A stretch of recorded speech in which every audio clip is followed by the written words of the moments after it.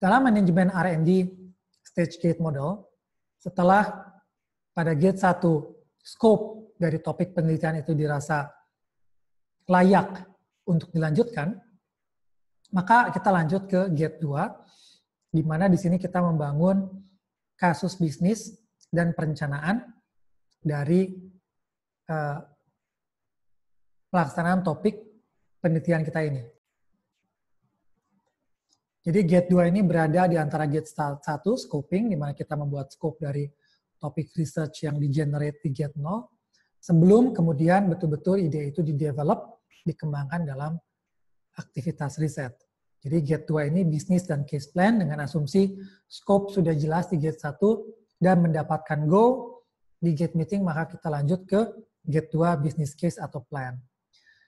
Di gate 2 ini sebetulnya adalah fase yang krusial di sisi perencanaan, karena disinilah konsep akan di-develop sebelum kita betul-betul mengerjakan aktivitas produk. Karena biasanya pengembangan produk itu adalah dan testing gitu ya, itu ada dua hal yang signifikan memakan sumber daya, maka perencanaan yang matang perlu dibuat di gate 2 ketika kita membuat business case dan plan.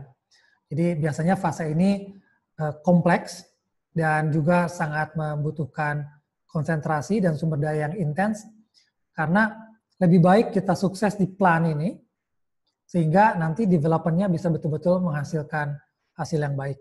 Dan keputusan di gate 2 ini juga sangat krusial untuk menentukan apakah kita akan lanjut ke pengembangan atau tidak. Jadi biasanya di gate 2 ini ada 4 aspek yang penting. Jadi pertama, product definition and analysis, menganalisis produk definisinya. Kita mesti paham betul produk apa yang akan kita kembangkan dari aktivitas penelitian dan pengembangan yang kita lakukan. Kemudian kita membangun business case, karena kita perlu tahu produk ini case bisnisnya akan seperti apa. Dan kemudian yang ketiga, kita membangun perencanaan project.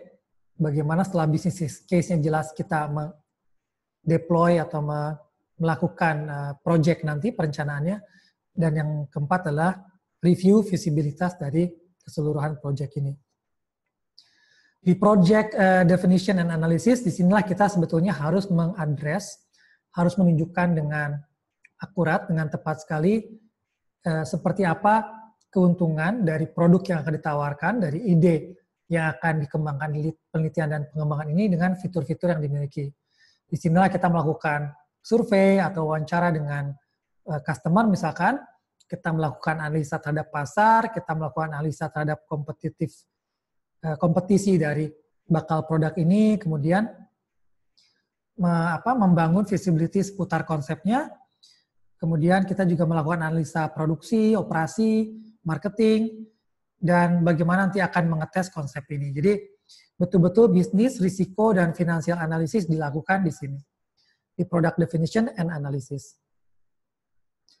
Kemudian kita melanjutkan dengan membangun business case, karena disinilah kita fokus seperti apa produk itu akan didefinisikan, dan ini untuk menunjukkan gambaran seperti apa alasan-alasan kita melakukan pengembangan tersebut. Karena produk ini misalnya akan dipasarkan kemana, dalam bentuk seperti apa, menawarkan keuntungan-keuntungan apa, sehingga kita bisa mendapat justifikasi untuk meneruskan pengembangan dari produk ini atau bakal produk ini.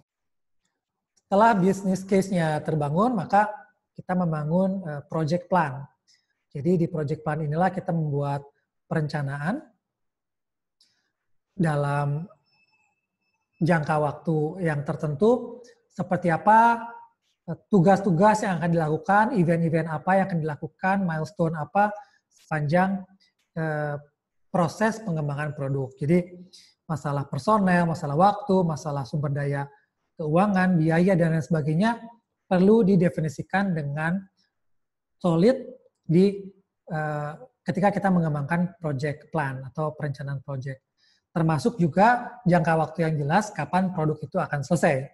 Jadi semua itu sudah dibangun dengan solid di gate kedua.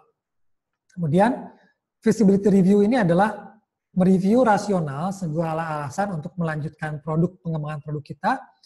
Di sini informasi yang diperoleh itu dikumpulkan dan digunakan sebaik-baiknya untuk mengambil keputusan apakah kita akan betul-betul lanjut mengembangkan produk ini atau berhenti. Jadi karena sekalinya kita memutuskan lanjut, maka akan banyak investasi sumber daya manusia, sumber daya finansial, waktu yang akan kita investasikan di sini. Jadi segala informasi ini dalam satu feasibility review harus diproses dan keputusan diambil apakah akan lanjut atau akan berhenti. Nah, biasanya pada gate meeting yang kedua ini, kita memakai pertanyaan-pertanyaan ini untuk menguji apakah kita sudah siap untuk betul-betul lanjut ke gate berikutnya dari gate 2. Misalnya, apakah kita sudah mengkonfirmasi market yang kita target. Apakah situasi kompetisi dari pesaing selalu sudah dianalisa terus dan diupdate, apakah tujuan dari gate 0 dan gate 1 terkonfirmasi, apakah business case dengan opportunity-nya sudah dikonfirmasi oleh calon pengguna, apakah ada pengukuran, apakah ada matrix, ada parameter yang bisa mengukur apakah delivery kita itu baik dan terkonfirmasi, kemudian seperti apa requirement sistem yang diinginkan, dan juga di sini kita perlu menentukan apakah kita sudah melindungi produk kita dari sisi intellectual property. Karena sebelum kita betul-betul mengembangkan, idenya sendiri harus sudah dimatangkan atau dilindungi, diproteksi dengan paten misalkan. Nah, ini salah satu juga langkah penting di gate 2 ini, dan sebelum kita lanjut ke gate 3. Terima kasih.